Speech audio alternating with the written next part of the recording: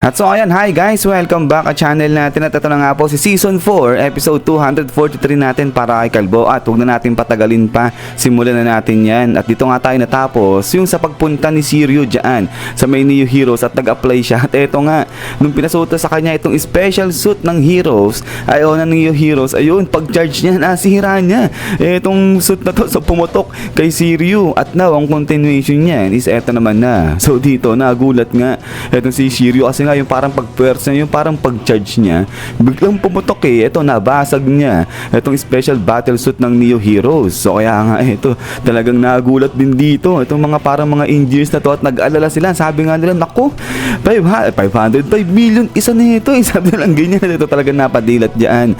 Itong mata ni Shiryu halos lumawa kasi sobrang mahal At ito nga sabi nila, naku, bayaran mo to. Sabi nilang ganyan. So yung pinawis itong si Shiryu kasi ngayon may babayaran pa siya. At then pagkatapos nga niyan, ito nga ngayon ngiti-ngiti na itong engineers na to. At sabi nga niya dyan na ang galing nga itong kasama niya kasi ang ginawa niya raw, tinampered niya yung suit na yun na kung saan magbe-break yun ng kusa kapag kasuot nga ni Shiryu para hindi maka-back out ang si Shiryu sa Neo Organization. So ito sagot naman itong kasama niya, sabi niya nga dyan, wala naman silang ginagawang ganun, sabi niya ganyan. At then pagkatapos nga niya na ito nga ngayon, biglang punta na itong si Shiryu dito sa parang office na ng Neo Organization. So grabe, ang bilis ng pacing nito ni Shiryu, kaka-apply niya lang tapos ngayon ayan, tanggap na nga siya. At eto, sabi nga rito ng narrator natin, Shiryu got stuck working at Neo until he could repay them. So grabe, na-stuck na etong si Shiryu sa pagtatrabaho dyan sa Neo Heroes hanggang sa mabayaran niya nga yung battle suit. So medyo matagal-tagal yun, 5 million isa nun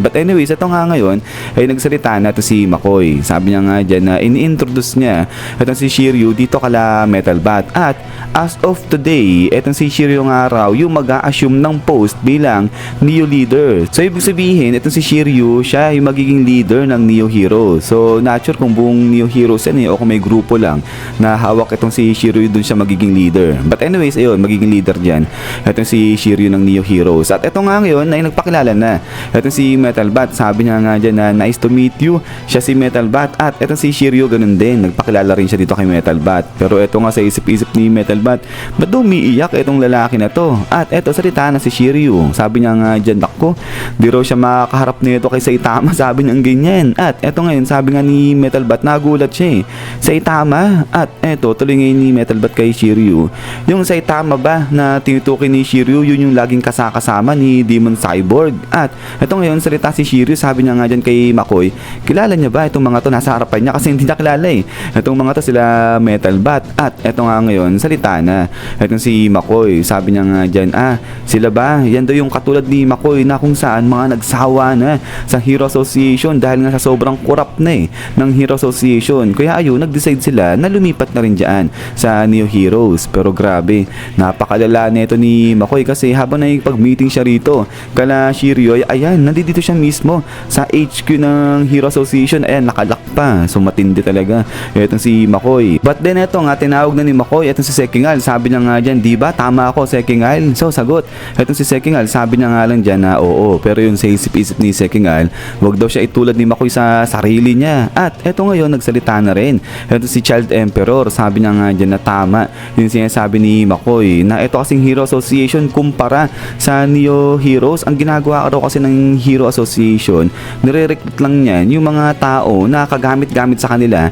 immediately. So unlike dito sa Neo Heroes, flexible daw itong Neo Heroes. At saka isa pa, sila, forward o future thinking yung ginagawa dyan ng Neo Heroes. At mas rational sila kumpara sa Hero Association. At maliban pa dyan, yung hero training nila dito, mas develop daw yan kumpara sa Hero Association. Pero eto, tinawag na rin ni McCoy itong si Child Emperor. At sabi ngayon ni McCoy dito na simula ngayon, yung mga young people o yung mga kabataan ba na aspiring na maging isang hero, ay dito na raw nila i-raise yan, dito nila ititrain yan sa may Neo Heroes. At eto, nagselta ito si Child Emperor. Sabi na nga dyan na nakita niya yung mga hindi na-recruit ng Neo Heroes ay nandoon na, naka-employ na sa Hero Association at yung kanilang mga rango nasa C o B class. At eto nga ngayon, salita pa si Child Emperor. Sabi niya nga dyan kung sa bagay kasi kahit daw mga trainers dito sa Neo Heroes, mga top class. At eto, biglang tingin siya dyan sa may likuran niya. At eto nga, tingin-tingin siya dito sa malaking mahama na to. At labas ngayon dyan, ito si Darkshine. So si Darkshine pala yung mamang nasa likod nila. Grabe, ang laki pa rin talaga ni Darkshine pero ito nga, naka-t-shirt na siya. So balot na. Ito si Darkshine at ito, tahimik na siya At ito naman sa kabilang banda, nagulat.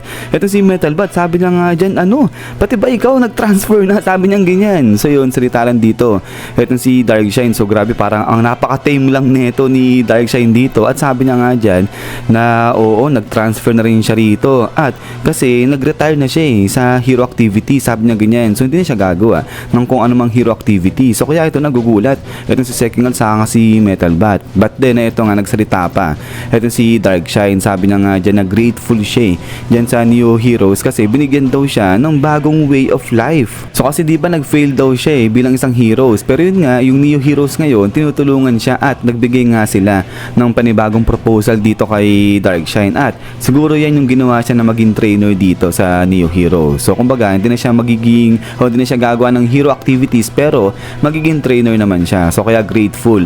Ito si Darkshine dyan sa Neo Organization. At ito nga ngayon ay nagugulat pa rin dyan na tahimik na lang itong dalawa pero maya maya bigla may tumawa rito. Kaya napatingin itong si Metalbat. At ayun, sa may harap nila tumatawa na itong lalaki ito. Sabi niya nga dyan, aba, kahit naman daw pala yung walang silbi, yung walang kwenta ganyan, pwedeng umangat hanggang C-class dun sa Hero Association. Pero biglang sabi niya nga rito na hindi uubra yung ganyan dito sa Neo Organization. Hindi ganyan nag-work yung mga leaders dito. So kaya naman mag-ingat-ingat daw. Yang si Darkshine sabi niya ganyan. At eto nga ngayon bad trip ito si Metalbat. Ayun, parang pupuntahan niya yung lalaki pero inawat siya rito ni Sekingal. So yun, compose lang. Ito si Sekingal dyan. At eto ngayon, tingin si Metalbat dun kay Sekingal. So nakapikit lang. Ito si Sekingal dyan. Sabay maya-maya ay eto nga, huminga na lang ng malalim. Ito si Metalbat at yun, hinga-hinga siya dito. So nakakalma. Ito si Metalbat, grabe. Ang tindi nito talagang anytime isusugod siya But anyways, pagkatapos nga niyan, ay eto biglang salita na si Metalbat. Sabi niya nga dyan kay McCoy, di ba ipapakilala ni McCoy etong sila Metalbat sa mga leaders dito. Pero bakit daw may baliw rito ang ingay? Sabi niya ganyan. So ito, sagot na si McCoy. Sabi niya nga dyan, yung lalaki na yun ba? Siya si Ryumon, leader ng isang gang. Sabi niya ganyan. At yung gang niya, nasa 400 yung members nun. So, etong si Ryumon, kabilang na rin dyan sa Neo Heroes. At kasama siya sa leaders dito. So sila Metalbat yan, sila Darkshine. At kasama, etong si Ryumon, sila yung Neo leaders. At ayun, nadagdag nga si Shiryu. But anyways, tuloy nga rito ni McCoy ngayon na itong si Ryumon ay although gang member siya o leader siya ng gang at na-involve siya sa organized na crime, pero simula ngayon ay hindi na magiging masama ang araw itong si Ryumon at gagamitin niya yung kanyang pagiging violente bilang isang hero at yun nga ang gagawin niya yung mga hero activities at magko-contribute na araw siya ng maganda dyan sa society. So sa itsura nito parang hindi pa rin at yun kung matatandaan niyo kasama nga to sa nagagawa ng rigged match doon nga sa Hero Association. But anyways ay pagkatapos nga niyan is yan guys, so hanggang dito lang ito sa episode 242 natin. So yun, so napakilala na dito yung ibang mga Neo leaders dyan sa Hero Organization. So yun, nabubulol na naman ako. But anyways yun guys, ay maraming salamat ulit sa panonood dito kay Kalbo natin. At yun ay hintay-hintay lang para sa next episode natin. So yan, so lagi mag-ingat. God bless niyo lahat at kita-kits tayo ulit.